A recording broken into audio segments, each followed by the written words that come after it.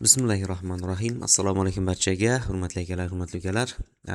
Bugun sizlar bilan birgalikda, Xudo xolasa, misol uchun internetda, GitHubda yoki bo'lmasam boshqa bir joylarda bizni loyiha ishimiz turgan bo'lishi mumkin. O'sha loyiha ishini o'zimizga, lokal kompyuterga nima qilib olish, yuklab olish, ya'ni klon qilishni ko'rib o'tamiz. Mana shu qadam qanday bajarilishini albatta bilishimiz kerak bo'ladi. Buning uchun bizga Gitbash yordam beradi. Mana Gitbashni ochib olamiz va birinchi qayerda turganini ko'ramiz. Mana CD desktop deb desktopga o'tib olamiz. Endi mana desktopda turibdi. Mana shu joydan boshlaymiz komandalarni. Version, git version deymiz. Demak, git versionni ko'rishimizdan sabab git o'rnatilganmi yo'qmi o'shani tekshirish. Demak, o'rnatilgan 2.51.0 versiyasi hammasi joyida. Endi bizda nima bor? GitHubda repozitoriyimiz bor. Mana shu repozitoriyadan ichidan, misol uchun, menga mana shu kerak bo'lyapti. Mana Lifespan Peoples. Tarixiy shaxslarni o'sha qaysi kasb egalari ko'proq yashaganligini biluvchi bu loyiha. Mana shu yerdan buni nimasini olib olaman? Men silkasini olib olaman. Mana shu yerdan silkasini olib oldim.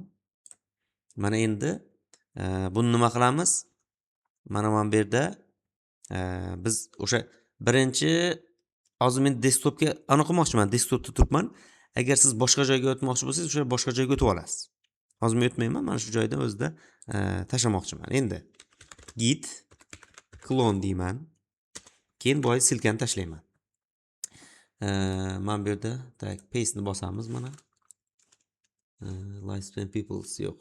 Ozgina xatolik bilan bu chiqaryapti hozir mana. Ctrl C olamizda. Mana shu bu yerda ozgina copy paste qilgan paytda ozgina muammo bo'lishi mumkin. Mana bunday qilib o'zingiz yozib olasiz. Va enterni bosamiz mana. Cloning into Lifespan Peoples deyapti. Mana. Barchasini nima qildi? Olib bo'ldi. Endi biz nima qilishimiz kerak? Klon qilingan papkaga kirishimiz kerak. Mana hozir ko'radigan bo'lsak, mana ekranimizda mana bu yerda paydo bo'ladi mana.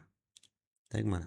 Hammasini bizga kerakli narsalarning ichidagi fayllari bilan birgalikda nima qilib berdi? Yuklab berdi. Endi qarang. Xuddi shunday qilib turib yuklab olganimizdan keyin biz nima qilamiz endi? O'sha papkaga borishimiz kerak bo'ladi. Hozir mana ko'ramiz, desktopda turibdi. CD mana bu papkamizning nomini berishimiz kerak endi. Lifespan Peoples degan nom ekan. O'sha nomni berib olamiz mana. Paste. Mana bosdik. Endi pvd qilib turib, mana bunday ichiga kirganligini Lifespan Peoplesni ko'rishimiz mumkin bo'ladi. Endi qarang. Xuddi mana shu joyda kod deb yozib, nuqta qo'yib turib enterni bosamiz. Kod deb yozib nuqta qo'yib enterni bosish bu VS Code'ga olib o'tadi bizni mana. VS Code'ga olib o'tdi. Misol uchun aytaylik, mana hamma narsalari turibdi, misol uchun kodlari, boshqa bizga kerakli bo'lgan joylar. Endi branchni ko'rishimiz mumkin. Mana shu yerda branch holatini. Buning uchun terminalni bosamiz, new terminalni bosamiz. Mana bu yerda Gitbashni tanlaymiz mana. Mana buni o'chiramiz. Gitbash yordamida pvd deymiz. Mana Lifespan Peoplesda turgan ekan. Git branch chiziqcha A ni bosamiz mana. Bu branchni ko'rsatadi. Main, origin hit, origin mainda turganligini nima qilib berdi? Bizga ko'rsatib berdi. Endi yoki bo'lmasam biz nima deydi o'sha Google GitHubga kirgan paytda account bilan qilsak ham bo'ladi, klon qilsak ham bo'ladi, lekin eng yaxshi, eng optimal varianti mana shu hisoblanadi. Mana shu yerda turganimizdan keyin hozir bizda mana ko'rishimiz mumkin, virtual environment yo'q. Keyingi qadamlar endi bu yerda virtual environment yaratishlar, mana shu qadamlar bilan kodimizni ishlab ketaveramiz. Ortiqcha muammo bo'lmaydi. Bu darsimizda asosiy o'rganmoqchi bo'lgan narsamiz shu ediki, ya'ni biz GitHubda turgan loyihamizni o'zimizga tortib oldik, yuklab oldik. Misol uchun mana ko'rishimiz mumkin.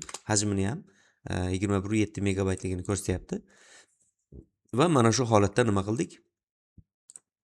Endi yana qayta mana shu yerda o'zimiz loyihani bajarib, davom ettirib yana ketishimiz mumkin bo'ladi. Demak, bugun ko'rib o'tmoqchi bo'lgan narsalarimiz mana shulardan iborat edi. Keyingi videoda ko'rishguncha xayr, sog' bo'ling, salomat bo'ling.